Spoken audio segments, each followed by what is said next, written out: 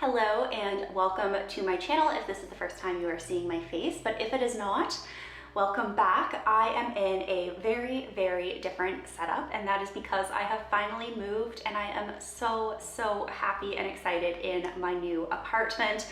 As you can tell, I haven't yet unpacked all of my books, so for today's video, which is going to be a book haul, I have just sat myself on the floor and surrounded myself with my books. So hopefully this will be the first and only video with this very awkward, messy, chaotic setup, but it is representative of how I currently feel still surrounded by boxes in this new apartment. However, I was so excited to finally have more space to show off all of my books that I ended up buying some more books because that makes perfect sense to me, and I'm sure it makes perfect sense to quite a few of you as well. So I have quite a few books here to share today, so many that I can't even lift them all at the same time. So we're just gonna get right into things. And I'm gonna start with the first pile in front of me, which are all of the books that I bought on a recent trip up to Ottawa. And it looks like a lot, and it feels like even more when you realize these were all bought in one go. And 4 of them are by the same author that I've never read anything by before. So let's just get into these books. The first one is, if you've watched any of my videos before, by an author that you know I adore, and that is The Darkest Road by Gavriel. This is the 3rd book in the Fionnevar tapestry. I have read the first book and own the first book in this trilogy. Didn't love the ending. Don't own the second book, but when I saw the 3rd book with this kind of cool dragon on the cover in a secondhand shop for just a couple of bucks, I couldn't resist and I just got excited and I bought it. So if I ever decide to dive back into this trilogy, I have the final one and I only have to pick up the second one. In that same bookshop, which was actually the Merrickville Book Emporium in, you guessed it, Merrickville, Ontario, I also picked up this book by David and Leigh Eddings, which is Polgara, the Sorceress. I own Belgareth, the Sorcerer. I think that's the first book. I've read all of the books in the Belgariad cycle, but I've not read any of the prequel books or the sequel books. So this is another one that I just saw on the shelf. It was only $2. And I think at this point, I just have to accept that I am not a minimalist when it comes to my books. I do love to collect books on the off chance that if there is something that like captures my eye in a bookshop, that one day I will read it. And then the author that I have not read anything by, but I've had them on my TBR for at least a year now. So when I saw these books on the shelf in the Merrickville Book Emporium, I just couldn't leave them behind. And these are by K.J. Parker. So I have had Prosper's Demon on my want to read list for a very long time now, but just never, it's so slim that I could never really, yes, it's 100 pages. So I could never justify, I think it retails for close to $20 and I could never justify that. However, I saw it for $8 and I was like, well, it's coming home with me then. And then I also saw Inside Man, which is the sequel to Prosper's Demon, for $8 as well. And it says here on the cover that it is as if Deadpool had slipped into the body of the Witcher Geralt. So I mean, I have a feeling that I'm gonna love these books. It's just, yeah, I'm so excited. So I couldn't leave them behind. And then after I had seen Prosper's Demon, I kind of went looking and I had seen 16 Ways. Oh, I've got an extra bonus bookmark. Cool.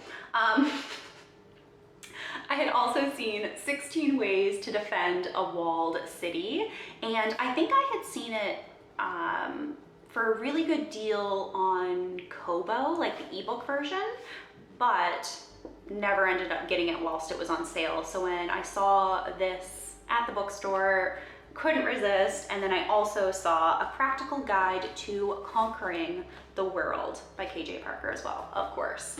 I have not been explaining the synopsis to any of these books, but I have so many that I don't think I want to go back and start over again. And this video would also be so much longer if I did try and explain what every book is about. So I'm gonna link the books down below, maybe, or just include the title and the author's name like I always do, so that if any of these books capture your eye or garner your interest, you can look them up yourselves. Yes, these are fantasy, obviously. These are also just in such amazing condition. Like the spines aren't broken, the pages aren't really discolored. This one a little bit more so than the others, but I just was so excited when I saw them there that couldn't resist. Not that it ever takes much for me to buy books. Then the last book, ooh, I could put these up here, couldn't I?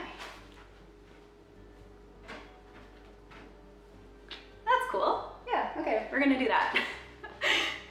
The last book that I then got on my trip up to Ottawa was actually kind of part and parcel the whole reason that I drove up to Ottawa, and it was actually for the book launch for this book. Now this is Cold Edge of Heaven by Whit Fraser, and full disclosure, I bought this with my own money. However, Whit is a cousin of mine, and the whole reason I knew it was being released is because he sent me an email and was like, hey, I wrote this book.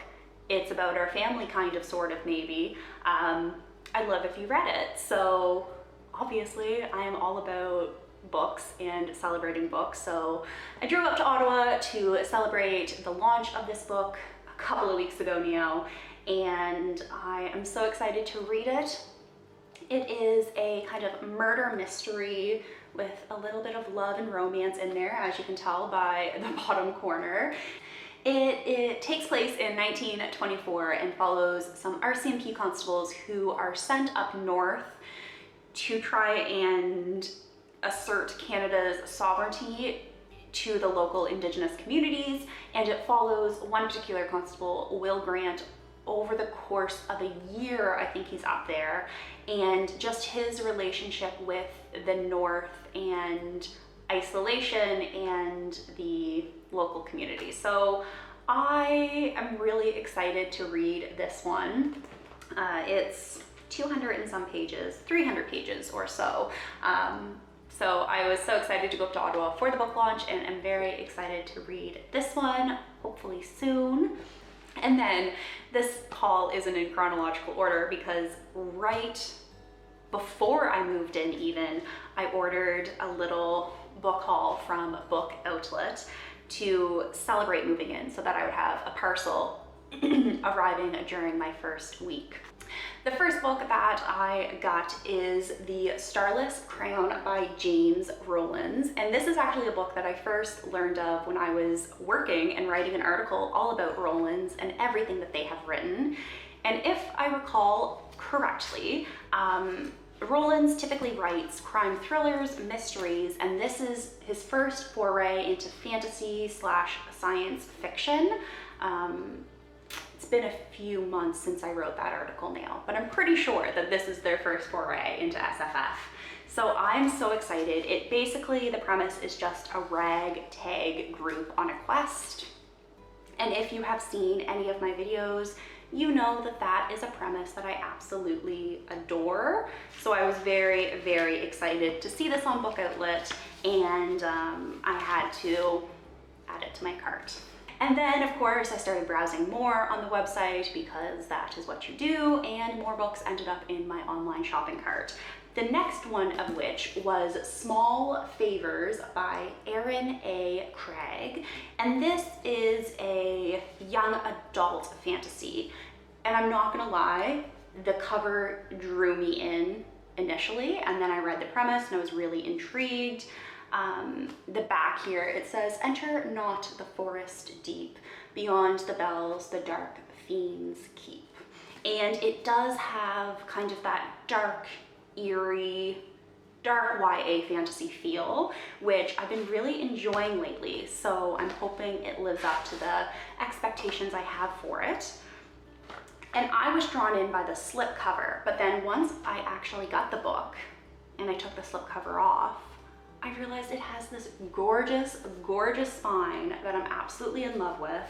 And when you open up the book, the end papers are also this gorgeous honeycomb bee floral pattern. So really, really happy with this book here and excited to read it, as I am excited to read all of these books, otherwise I would not have bought them. Then this next one is one that I've actually started reading, and that is Starsight by Brandon Sanderson. I read Skyward back in the summer, and if you've read Skyward, you know it ends on a pretty epic cliffhanger. The Sanderlanche is a thing. I don't know why I wasn't anticipating it with Skyward. I should have, and it absolutely was the case. So I was really excited to finally pick up Starsight. I'm 130 pages into it now, and I haven't really had a big chunk of time to sit down and delve deep into this book. This is a science fiction book set in intergalactic space with a real heavy focus on the fighting and the pilot side of things and the physics behind that, which I really, really enjoy. But yeah, so I haven't had a chance to sit down and just devote a couple good hours to reading this, but I imagine once I do, I'm gonna fly through this book because I love Spensa and I love the ship she flies as well.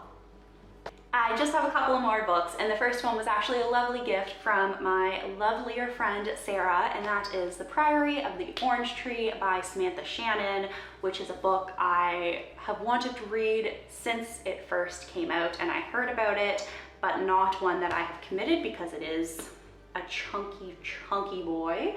However, I'm so excited to finally have it in my collection, and I'm so excited to finally read it because I've only heard amazing things about this book, even from Sarah herself, who has sung its praises to me. So I still have this book, Sarah. I've still not read it, but it is on the list and one that I hope to get to soon. And then another gift, but this time from the publisher, because I won a Goodreads book giveaway, which I was so excited for, is The Murder of Mr. Wickham. Now, funny story, I was scrolling through Chapter's website one day and I saw this book. I sent it to one of my friends and I was like, oh my gosh, this sounds so cool, but I can't justify buying another book right now.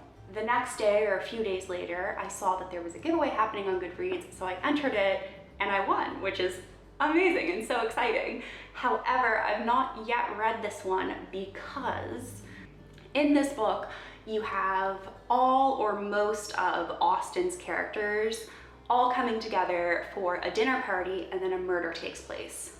The murder of Mr. Wickham, as you would gather.